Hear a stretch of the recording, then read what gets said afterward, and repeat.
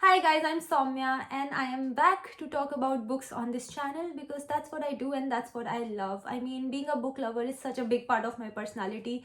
What can I say? So let's get straight to the point. It's 2024, so Happy New Year to you all. And I read 50 books in 2023. And honestly, I'm proud of myself because I accomplished a goal. But at the same time, I do wish I could have read way more books. I mean, I'm sure it's the same for many readers. And I'm also happy about the fact that I was able to read across different genres. I was able to finish books that I was finding challenging to finish. So I have given myself a pat on the back. I'm happy about it. So today's video is my top 10 reads of 2023. Let me know in the comments if you have any books that we have in common, and also how many books did you read in 2023? I'm very curious. Tell me, and also tell me the names of the books that you liked the most. So let's get started. The first book is My Year of Rest and Relaxation by Ottessa Moshfegh. So this story is taking place in the year 2000 and it's taking place in New York. It's about a girl who has everything going for her. She's absolutely stunning. She's a Columbia graduate and she is very rich. But she's depressed as hell, and to deal with this depression, she decides that she's going to sleep for one whole year by sedating herself. And we read about things she does to make this happen. She hires a shady psychiatrist. She takes a lot of pills so that they are stronger and stronger so she can go into this induced slumber. And we read about different aspects of her life, what is wrong with her life. And this is a book that tells you that just because something looks attractive on the outside doesn't mean inside is as healthy as well. The reason I liked this book despite the dark topic was because of the offbeat story, the unhinged protagonist, and because of how darkly funny it got from time to time.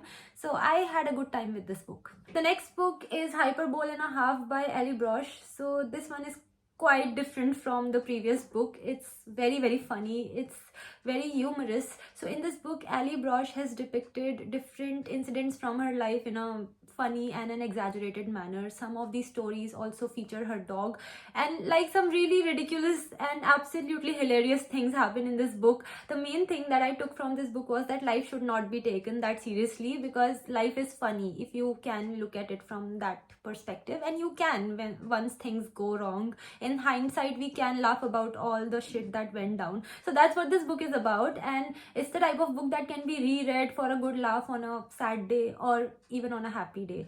So I definitely loved it a lot. The next book is Chaurangi by Shankar, translated from Bengali to English by Arunabha Sinha. So this story is taking place in the Calcutta of 1950s, and the main setting is this sprawling, luxurious hotel named Shah Jahan.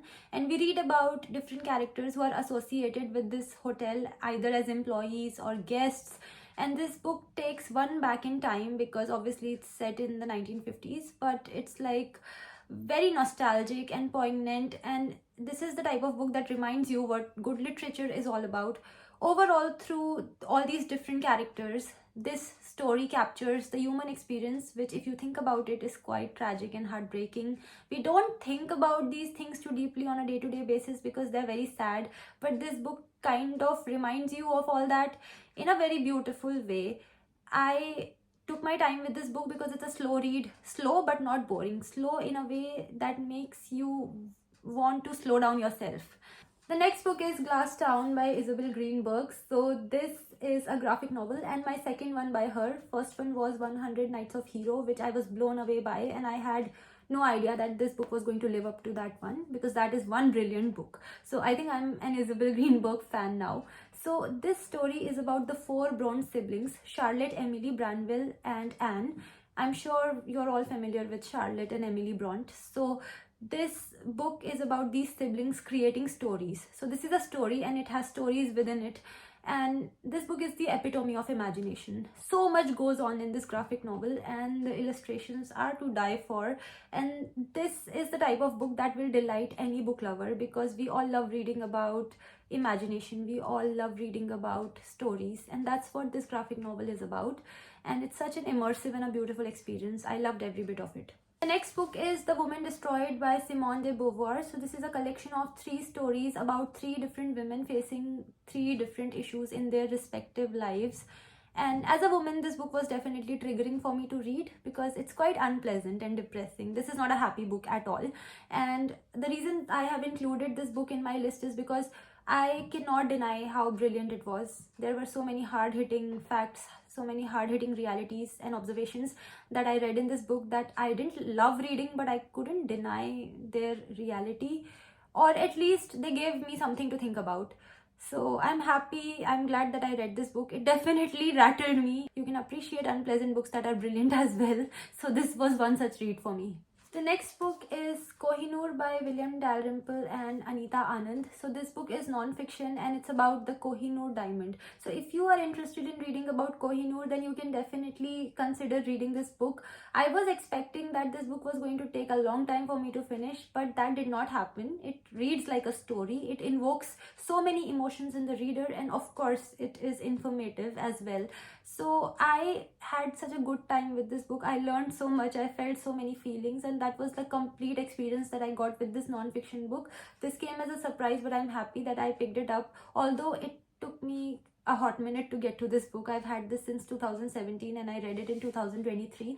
But I'm happy that I finally got around to reading it. Next book is Embroideries by Marjane Satrapi. So this is a graphic novel, and in this book different women meet during tea time and they swap stories that you wouldn't expect to hear from these women, and that's the highlight of this book. It was such a fun read for me. I mean, it's a graphic novel, so one might think that a graphic novel is obviously read very quickly, but no, there are graphic novels that are absolutely difficult to get through. But this particular graphic novel is read in a single sitting because you have no option. It doesn't let you get up. That's the type of book this is. I loved reading it. It was so fun, and so many incredible outrageous stories made me laugh a lot from time to time. The next book is The Psychology of Money by Morgan Housel. So this is a self-help book that talks about developing your discernment around your personal finances, and it does so by sharing anecdotes about different people and what they did with their money and the results that followed, and the author also shares his own insights. So there is a lot to learn from this book because it talks about different aspects of one's personal finances. So the reason I like this book was because it's very easy to understand, very readable and informative. When one starts handling one's personal finances, it's a journey from there and you obviously learn. But starting is very important for all that. And this book can help in that respect, which is why I liked it. The next book is Desperately Seeking Shahrukh by Shrayana Bhattacharya. So this is a non-fiction book in which the author has interviewed women from different sections of the society, asking them about their struggles and aspirations with respect to finding love and financial freedom in India. So this book not only provides individual experiences, but it also provides data. A book like this definitely comes as a reality check. While reading this book, I was able to relate to certain things, and other things definitely made me ponder a lot about my own life as well. This book handles topics that are not necessarily comfortable, but they are very important. I feel a book like this is important for everyone to read to understand the Indian woman experience, because this book has tried to capture that to a large extent. This book was a bit slow for me to read, but I'm happy that I picked it up, and the time I spent reading this was definitely worth it. Next book is Good Talk by Meera Jacobs. So this is non-fiction. It's a graphic memoir about Meera Jacobs' life growing up in the United States as a brown kid, as a brown woman, her experiences of feeling isolated, her experiences of facing racism despite being an American, and facing colorism by her own family members.